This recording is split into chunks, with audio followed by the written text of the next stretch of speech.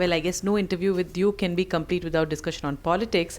So, sir, what inspired you to join politics, and that to a party which is a rival of the party your father was in? See, first of all, you have to realize that neither my father nor I are typical politicians. We are really professionals who are also in public life. Number two, I have always been around people in public life. I have advised them, I have appeared for them. So I've never been very far from politics. Number three, I joined politics at a time when the Congress party was not in power and didn't really have anything particular to offer me for many years after that. I had offers at that time from other parties as well. But broadly, I thought to myself that out of the 10 issues, if I don't agree on some issues, I disagree least with the views of the Congress party in comparison to others. And that made me join the Congress party. But the real answer is that while my professional and legal guru was my father, no doubt, in a sense, the person who politically inspired me a lot was Madhavrao Scindia. Although a lot of difference of years between us, he took instant liking to me, and we have been very close for many, many years from the early 80s when I was nowhere in politics. But I think his persona, his dedication, his style really influenced me, and at the back of my mind made me interested in public life. The supreme irony is that during his lifetime, he several times tried to push me into politics or to get me slotted somewhere. And he's very fond of me, but nothing happened. It's only after his death that I entered politics. So I think that is one part of the story. Thereafter, of course, the tasks I've been given have been a very educative experience for me as well. I mean, spokespersonship is an extremely learning process, a very high learning curve, and I've enjoyed that. Parliament has been another great learning curve. So I think as you get drawn into it more and more, you start enjoying it. As far as my father and I are concerned, my father also transcended political lines in many ways. But I think his association with the BJP was principally because of literary interests he shared with Mr. Vajpayee, who was very insistent that he should join public life. He had been a congressman earlier, and he had been, in fact, the person whom Rajiv Gandhi asked to do the Panchayati Raj rejuvenation revival, and it was on his report that the amendments to the constitution were done. But later in life, after he'd completed his term as High Commissioner, Mr. Vajpayee insisted and he joined politics then. My father and I remained very close till the end, but we've both been independent professionals for a very long time, and I don't think it even struck us for a moment that we were in different parties. But it's an important question because I think there is also a lot to be said for those who repose their trust in us respectively. For a Congress president to repose trust in me as a spokesperson who's privy to a lot of sensitive information with a father who's in the opposite party is, I think, an act of statesmanship. And without that trust, it's not possible to function. Equally, I think I would not be there if I had betrayed that trust or belied the trust in any manner.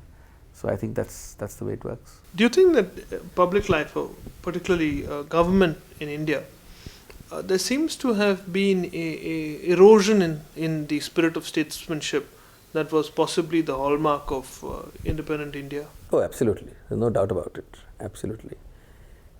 Obviously, for the first reason that there was no cementing, single uniting issue in the same sense which was there in independence. That itself made a lot of difference.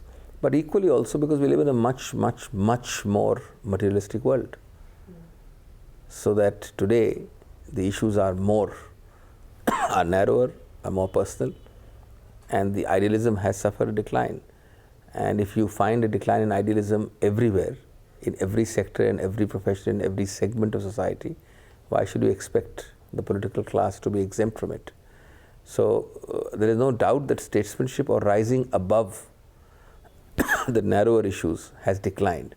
But having said that, I am always pleasantly surprised once in a while in Parliament, in public life, in different fora of public life, to still find people rising above. It's not as bad as it might seem from the outset.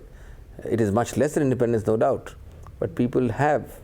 I have some startling, very clear examples of that. It does happen. I mean, in Central Hall, when we sit and talk, we rise above party lines. There is conviviality. The one thing which distinguishes Pakistan from India is that you cannot have a Central Hall conversation between Nawaz Sharif and the ex-general, but you do have it here in Delhi. Parliament rises as one voice to support people of different parties when they feel they are wronged. There are instances. Clearly, your life in law and politics occupies most of your time. But if you set aside your 3 jealous mistresses, what is Dr. Singhvi otherwise all about? What you do in your free time and what makes you tick otherwise? Frankly, I would definitely like more time.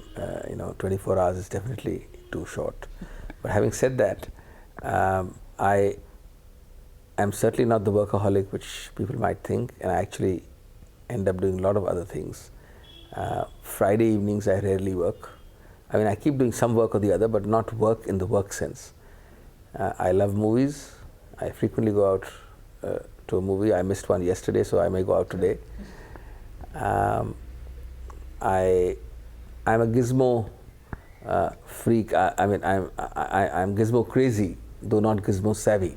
So I keep tinkering with gizmos, which I can never master because of lack of time, but I'd love to play around with gizmos. So computers and all these small things. I love travel. I love holidays,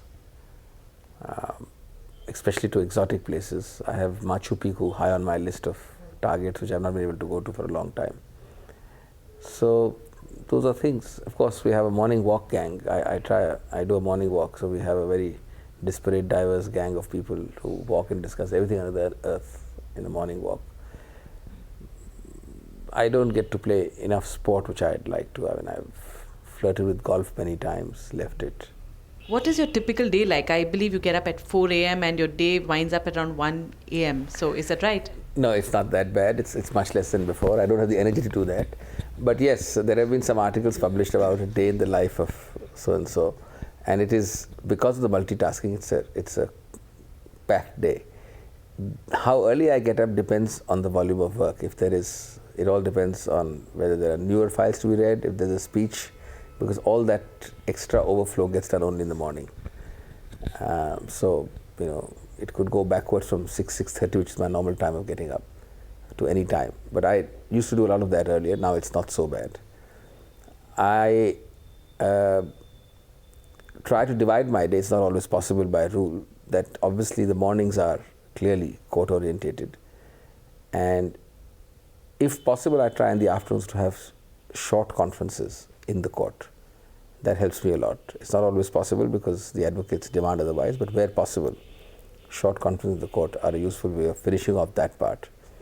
And then as the evening progresses, I think around 4-ish onwards is either the press or some party work. I'm also chairman of the Law and Human Rights Department of the Congress, the All India Department, which also has a lot of work on and off.